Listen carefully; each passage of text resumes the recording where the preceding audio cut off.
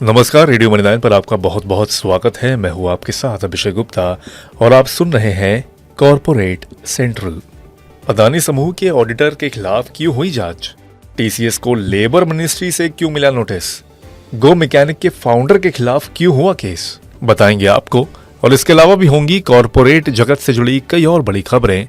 तो चलिए शुरू करते हैं कॉर्पोरेट सेंट्रल। लंबे समय से अदानी समूह के ऑडिटर रहे अर्न्स्ट एंड यंग यानी कि EY की एक मेंबर फर्म SR बैटलीबोई के खिलाफ भारत के अकाउंटिंग रेगुलेटर ने जांच शुरू की है।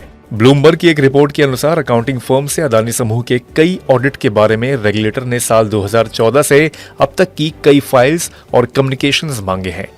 इस खबर की वजह से अदानी एंटरप्राइजेस के शेयर बुधवार को BSE पर 2.25% टूटकर 2258.05 रुपए पर बंद हुए। दिग्गज software company Tata consultancy services यानी कि TCS को महाराष्ट्र के श्रम एवं रोजगार मंत्रालय ने नोटिस भेजा है।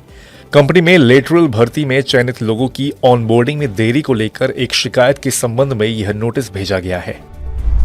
कार सर्विस देने वाली टेक कंपनी गो मैकेनिक के फाउंडर अमित भसीन के खिलाफ निवेशक से धोखाधड़ी करने के मामले में केस दर्ज हुआ है। दिल्ली पुलिस की आर्थिक अपराध शाखा ने यह केस दर्ज किया है। कंपनी के 3 वेंचर कैपिटल निवेशकों ने फाउंडर और कंपनी के कुछ अधिकारियों के खिलाफ धोखाधड़ी, आपराधिक साजिश और खातों से छेड़छाड़ का आरोप लगाया है।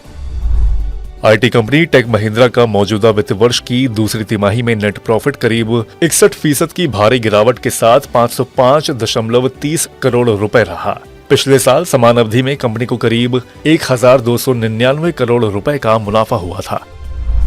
निजी क्षेत्र के दिग्गज बैंक एक्सिस बैंक का सितंबर तिमाही में शुद्ध मुनाफा 10% बढ़कर करीब 5,864 करोड़ रुपए तक पहुंच गया।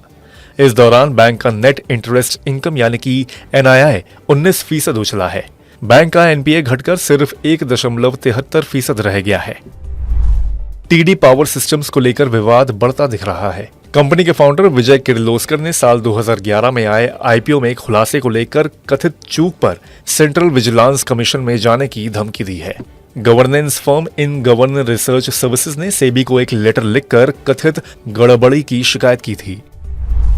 GIC ने वेदांता स्टरलाइट ट्रांसमिशन में करीब $1 अरब वेंचर में साझेदारी के लिए एक समझौता किया है। इसके तहत GIC इंफ्रास्ट्रक्चर वेंचर में 49% हिस्सेदारी के लिए करीब $50 करोड़ का निवेश करेगी। HDFC बैंक ने एक self service digital banking platform expressway launch किया है। बैंक का दावा है कि इससे ग्राहक को तेजी से और पेपरलेस बैंकिंग सेवाएं मिल सकेंगी। इस प्लेटफॉर्म के जरिए personal loan, business loan, car loan, home loan, credit card, saving account जैसी कई तरह की सेवाएं दी जाएंगी।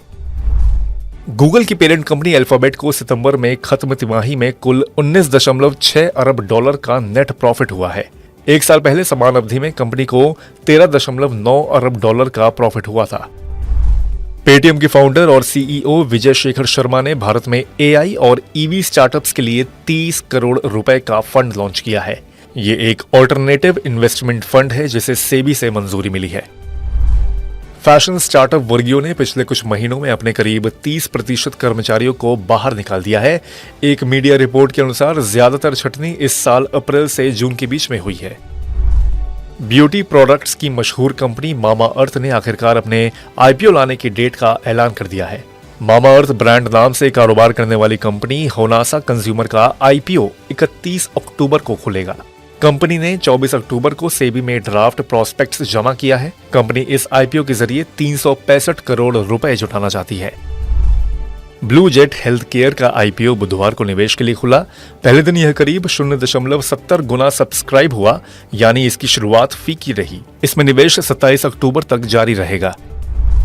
अम्यूजमेंट पार्क्स और रिजॉर्ट्स का संचालन करने वाली कंपनी वंडरला हॉलिडेज के शेयर बुधवार को करीब 887.70 रुपए के स्तर तक चले गए। कंपनी के चेन्नई प्रोजेक्ट को तमिलनाडु सरकार ने मंजूरी दे दी है। करीब 62 एकड़ में फैले इस प्रोजेक्ट में कंपनी 400 करोड़ रुपए का निवेश करेगी। BSE में कारोबार के अंत में वंडरला हॉलिडेज के शेयर करीब 7.25% की तेजी के साथ 862.45 रुपए पर बंद हुए। वेलस्पन इंडिया के सितंबर 2023 का तिमाही मुनाफा एक साल पहले की समान अवधि के मुकाबले करीब 22 गुना बढ़कर 196.7 करोड़ रुपए तक पहुंच गया है। इस खबर की वजह से बुधवार को वेल्सपन इंडिया के शेयरों में करीब 13% का उछाल आया। हालांकि कारोबार के अंत में बीएसई पर यह शेयर करीब 11.5% बढ़कर 142.30 रुपए पर बंद हुआ। तो आज के कॉर्पोरेट सेंट्रल में बस इतना ही। ये पॉडकास्ट आपके लिए तैयार किया था हमारे सहयोगी दिनेश अग्रहरि ने। बाकी बिजनेस, पर्सनल फाइनेंस और कॉर्पोरेट जगत से जुड़ी और खबरों के लिए सुनते रहिए रेडियो मनी 9 और डाउनलोड कर लीजिए हमारे मनी 9 ऐप को। हमेशा की तरह मैं हूं आपके साथ अभिषेक गुप्ता। अभी लेता हूं विदा। धन्यवाद।